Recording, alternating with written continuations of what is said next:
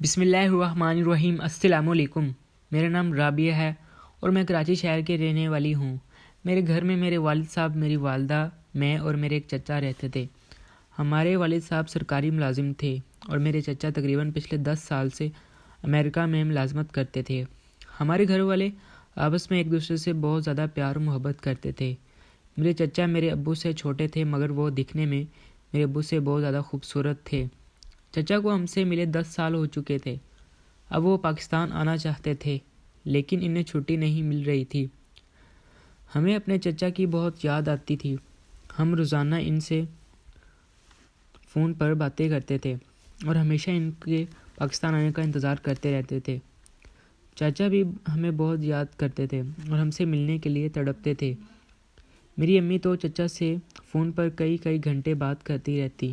ہماری خوشحال زندگی میں صرف ہمارے چچا کی کمی تھی۔ ہمارے چچا کی ابھی شادی بھی نہیں ہوئی تھی۔ میری والدہ ہر حق کے لیے رشتے تلاش کرنے لگی۔ جب وہ پاکستان آئیں گے تو ان کی شادی کروائیں گی۔ میری والدہ کو کبھی بھی میں یہ کہتی کہ آپ تو مجھ سے بھی زیادہ چچا سے محبت کرتی ہیں تو 24 گھنٹے میں آپ جتنی باتیں چچا سے کرتی ہیں اتنی باتیں گھر کے کسی فرد سے نہیں کرتی۔ وہ میری بات اکثر ہنس کر ٹال دیتی تھی، لیکن انہیں کیا علم تھا کہ وہ اپنے جس دیور سے بیٹوں جیسی محبت کرتی ہے ان کے ساتھ کیا کرنے والے ہیں، انہیں کیسی تکلیف سے دوچار کرنے والے ہیں۔ آپ سوچتے ہوں تو لگتا ہے کہ میری زندگی کے دکھ ان دکھوں کے آگے کچھ بھی نہیں جو میری والدہ نے سہے تھے، لیکن ہمیں کیا خبر تھی کہ ہم دراصل اس خوشی کا نہیں بلکہ ایک بہت بڑے غم کا استقبال کرنے والے ہیں۔ اور دن کی گھنٹی بجی تو دراصل وہ ہمارے پرسکون دلوں کو خطرے کی گھنٹی بج کر آگاہ کر رہی تھی۔ لیکن ہم اس وقت خوشی سے نہال سے اس بات پر دھیان نہ دے سکے۔ اس دن ہوا کچھ یوں کہ ایک دن میں کالج سے گھر پہنچی تو فون کی گھنٹی پر بج رہی تھی۔ میں نے جب فون اٹھایا تو آگے چچا مخاطب تھے جنہوں نے ہمیں خوش خبر سنائی کہ وہ پاکستان آ رہے ہیں۔ یہ سن کر میں بہت زیادہ خوش ہوئی کیونکہ میرے چچا کے متعلق مجھے خود بھی بہت زیادہ یاد نہیں تھا، کیونکہ جب وہ امریکہ گئے تھے تب میں بہت چھوٹی تھی، لیکن اپنے والد سے میں تمام واقعات اتنی مرتبہ سن چکی تھی۔ اب مجھے اپنے چچا کی ہر عادت کا پتہ چل چکا تھا اور میں ان سے ملنے کے لیے بہت پرجوش تھی، لیکن کس نے سوچا تھا کہ ان سے ملنا ہمیں خوشیوں سے نہیں غم سے دوچار کر دے گا۔ میں تو جیسے خوشی سے جھوم اٹھی تھی۔ میرے چچا چاند 10 سال بعد پاکستان واپس آ رہے تھے۔ جس گھڑی کا انتظار تھا ہم دو سے کر رہے تھے وہ وقت آن پہنچا۔ ہمارے گھر میں جو ہی یہ خبر پھیلی میرے والدین نے چچا کو واپسی تیاری کرنی شروع کر دی۔ میرے والد نے خاندان میں بھی فون کر کے ایک بہت بڑی دعوت کا اہتمام شروع کر دیا اور میرے والدہ کا بس نہ چلتا تھا کہ آج ہی میری چچا کی ہر پسندیدہ ڈش بنا لیں جو ان کو کمرہ میں تقریباً بلکہ خود تکلیف میں مبتلا ہو جائیں گی، اور اس شخص کے ہاتھوں جس کے متعلق وہ تصویر بھی نہیں کر سکتی تھی۔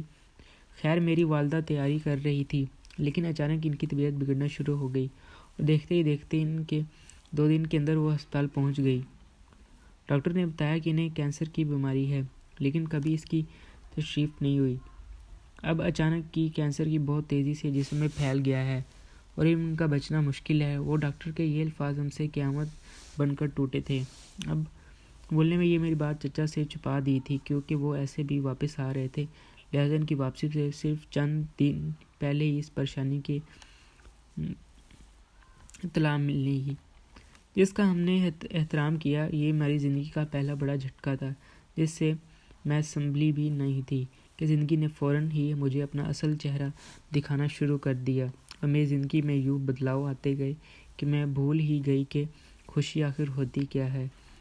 مجھے سمجھ نہیں آتی تھی کہ میں کیا کروں جو وہ پھر سے پہلے جیسے ہی ہو جائیں، لیکن اب زندگی میں شاید پہلے جیسا کچھ بھی نہ بچا تھا۔ میرے چچا کے آنے سے ایک دن کبھی میری والدہ کی طبیعت بہت زیادہ خراب ہو گئی، لیکن یوں لگتا تھا کہ جیسے وہ کسی کے انتظار میں ہوں۔ ہمارے گھر میں قہر پہنچ چکا تھا، میری والدہ کا انتقال ہو گیا تھا۔ 1 ہفتے پہلے تک ہم خوشی کی لہر میں تھے، اب پتہ نہیں ہماری خوشیوں کو کس کی نظر لگ گئی۔ میں نے اپنے آنسو نہیں روک سکی اور اس بھری دنیا میں خود کو اکیلا محسوس کر رہی تھی۔ میں دن دہاڑے مار کر رہ گئی تھی۔ میری والدہ کے انتقال پر میرے چچا بھی بہت روئے تھے۔ ہمارے گھر کے سین میں ہی دفن کریں گے، اور اس بات پر میرے ابو کو کوئی اعتراض نہیں ہوا تھا۔ میں سوچ رہی تھی اب میرا زندہ رہنے کا کیا فائدہ، میں اپنی والدہ کے بغیر کیسے زندگی گزار سکوں گی۔ میرا دل غم سے نڈھال ہو گیا تھا، اب میرے پاس کچھ بھی نہیں بچا تھا۔ اچانک اس حادثے نے سب کچھ بدل کر رکھ دیا تھا۔ یہ حادثہ بغیر کسی پیشن گوئی کے آیا تھا اور میری زندگی کو مکمل طور پر تباہ کر گیا تھا۔ اس دنیا سے سب سے زیادہ عزیز رشتہ دار مجھ سے جدا ہو گیا تھا۔ مجھے لگتا تھا کہ شاید یہ غموں کی حد ہے، اب زندگی میں مزید کوئی غم مجھے بے چین نہیں کر سکے گا۔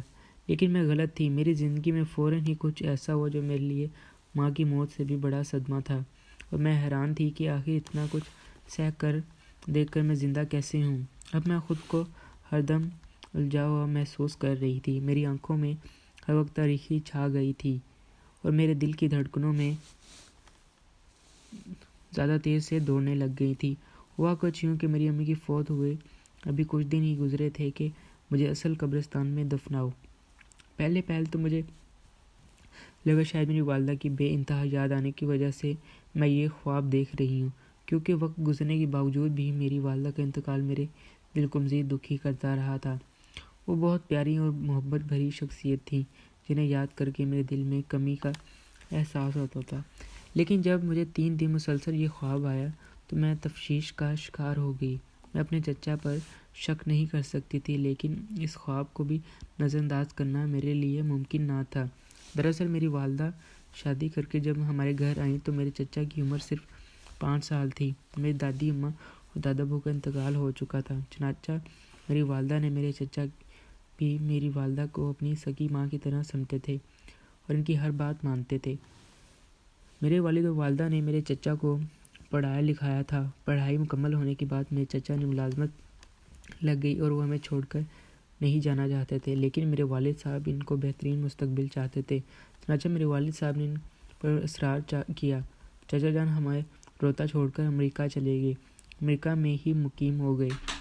میری والدہ انہیں بہت یاد کیا کرتی تھی، روز ان سے کئی گھنٹے باتیں بھی کرتی تھی، وہ ان سے اپنے سگے بیٹے کی طرح محبت کرتی تھی، ہمیشہ ان کا انتظار کرتی تھی کہ کب وہ پاکستان آئیں گے۔ چنانچہ جب ان کے آنے کا وقت ہوا تو یہ خوشی میری والدہ کے لیے بہت ہی بڑی تھی، لیکن قسمت کو کچھ اور ہی منظور تھا۔ میرے چچا کے آتے ہی میری والدہ کا انتقال ہو گیا۔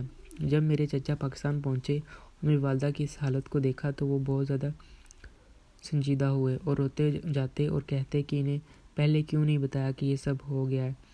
وہ بھی میری والدہ کی بیماری کے صدمے میں ہی تھے کہ میری والدہ کا انتقال بھی ہو گیا، جو ہم سب کے لیے ایسا موقع تھا کہ کسی کو صبر نہیں آ رہا تھا۔ سب سے بری حالت میرے چچا کی تھی، جو 2 سال بعد پاکستان آئے اور آتے ہی انہیں غم سے دوچار ہونا پڑا۔ میری والدہ کی چارپائی سے لپٹ کر روتے رہے۔ میرے چچا کے دماغ میں میری والدہ کی وفات کا گہرا صدمہ پہنچا تھا۔ ان سے ملنے کے لیے وہ پچھلے 10 سال سے تڑپ رہے تھے۔ جب ان سے ملنے کا وقت آیا تو میری والدہ اس دنیا سے رخصت ہو گئیں۔ اسی دوران میرے والد صاحب نے میری والدہ کی تدفین کے لیے کئی کوششیں کی، لیکن میرے چچا کی غمناک حالت کی وجہ سے ان کی تدفین کا عمل مشکل ہو گیا۔ چچا میری والدہ کے جنازے کو اپنی آنکھوں سے دور نہیں ہونے دے رہے تھے۔ میری والد صاحب نے میری والدہ کو قبرستان میں دفن کرنا چاہ رہے تھے، لیکن میرے چچا کی غم کی یہ حالت تھی کہ وہ میری اماں کو دفن نہیں ہونے دے رہے تھے۔ میرے والد صاحب اور رشتہ داروں کے اصرار پر میرے چچا راضی ہوئے اور یہ شرط رکھی کہ میری اماں جیسے ہی بھابھی کو میرے گھر کے سین میں دفن کیا جائے گا۔ ان کا غم اور دل توڑنے والا منظر دیکھ کر سارے اس بات پر راضی ہو گئے۔ ہمارا گھر کافی وسیع تھا، ہمارے گھر کے آگے اور پچھلی طرف دونوں طرف سین بنا ہوا تھا۔ پچھلی سائڈ والا سین کافی بڑا تھا اور وہاں ایک چھوٹا سا باغ بھی بنا ہوا تھا جو میری والدہ کو دفن کرنے کے لیے مناسب ثابت ہوا تھا۔ اس عمل کو گزرے ہمیں مختلف آئینی رسموں اور رواج کا خیال رکھا۔ میری والدہ کو برابر عزت دی گئی اور اس کے ساتھ ساتھ وہاں پر موجود تمام لوگوں کو احساس دلایا کہ ہمیں ایک خاندان اور محبت بھری جگہ پر اکٹھا کرنے کی توانائی ہے، اور گھر کے سین میں میری والدہ کو دفن کر دیا گیا۔ میرے چچا کی حالت کو دیکھ کر میں ان کے درد کو سمجھنا زیادہ آسان بنا دی کہ کبھی کبھی خدمت کرنا اور اپنے عزیزوں کی قبر کی طرف پہنچانا قربانی کی علامت ہوتا ہے۔ ہم یقینی طور پر روزانہ والدہ کی قبر پر دعا کرتے فاتحہ خوانی کرواتے رہتے تھے۔ میں تو کئی دن بعد والدہ کی قبر پر چلی جاتی تھی۔ یہ عمل ہمارے لیے انتہائی اہمیت رکھتا تھا کیونکہ ہمارے قدموں کے قائم رکھتا تھا اور میری والدہ کی روح کو آرام دیتا تھا۔ لیکن اکثر مجھے ان کی قبر کی اونچائی کم لگتی تھی، تو کبھی ان کی قبر کے حصے پر مٹی پچھلے دن سے کم ہوتی، یعنی ایک روز قبر بڑی ہوتی تو دوسرے دن اس مٹی کی کم ہوتی۔ لیکن میں ان باتوں پر اتنا دھیان نہ دیتی کیونکہ میں تو اپنے ہی غم میں نڈھال تھی۔ میں تو بس اس قبر پر امی کے احسال کے لیے کچھ نہ کچھ پڑھتی۔ یہ عبادت کا ہمارے دلوں کو امید اور شفقت کا سبق منظور کرتا ہے۔ زندگی کے سفر میں ہمیں کبھی کبھار ایسے واقعات کا سامنا کرنا پڑتا ہے جو ہمارے لیے زندگی کے مکمل طور پر عجیب واقعہ ہوتا ہے۔ جب میں اس خواب کے ذریعے ایک بہت بڑی حقیقت تک پہنچی تھی، مجھے کئی روز سے وہ خواب پریشان کر رہا تھا، لیکن خوابوں میں یہ بات واضح نہ ہوتی تھی بلکہ کوئی اشارہ موجود ہوتا تھا۔ لیکن اس رات گہری نیند میں سوتے ہوئے میری خوابوں کی دنیا میں ایک ناگہانی سرگرمی پیدا ہوئی۔ میری پیاری والدہ محترمہ خواب میں آئی اور یہاں سے نکال کر کہیں اور دفن کرو۔ یہ بات سننے کے بعد میرے دل میں ڈر اور پریشانی کی لہر اٹھ گئی۔ خوابوں کو دیکھنا معمولی طور پر ایسا تاثر نہیں رکھتا تھا، لیکن یہ خواب میرے دل کی دہشت کو زیادہ کر گیا تھا۔